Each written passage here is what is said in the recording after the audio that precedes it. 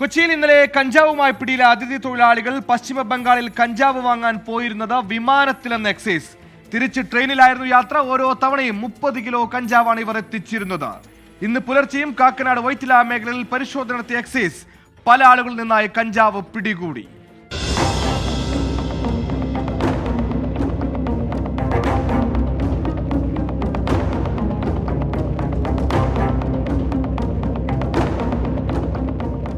പശ്ചിമ ബംഗാൾ സ്വദേശികളായ സരിഫുൾ ഷെയ്ഖ്, അബു ഹനീഫ് എന്നിവരെയാണ് 11 കിലോ കഞ്ചാവുമായി എക്സൈസ് ഇന്നലെ കാക്കനാട് നിന്ന് പിടികൂടിയത്.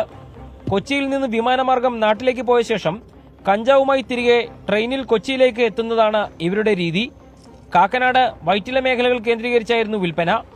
പുതുവത്സരാഘോഷത്തിന്റെ പശ്ചാത്തലത്തിൽ കൊച്ചിയുടെ വിവിധ മേഖലകളിൽ ലഹരി വസ്തുക്കൾ സംഭരിക്കുന്നുണ്ടെന്ന രഹസ്യ വിവരത്തിന്റെ അടിസ്ഥാനത്തിൽ നടത്തിയ പരിശോധനയിലായിരുന്നു അറസ്റ്റ്. ഇന്ന് പുലർച്ചെയും വിവിധ സ്ഥലങ്ങളിൽ പരിശോധന നടന്നു. കേസിൽ കൂടുതൽ പേരെ ഉടൻ അറസ്റ്റ് ചെയ്യുമെന്ന് എക്സൈസ് അറിയിച്ചു. എസ് ശ്യാംകുമാർ, 24, കൊച്ചി.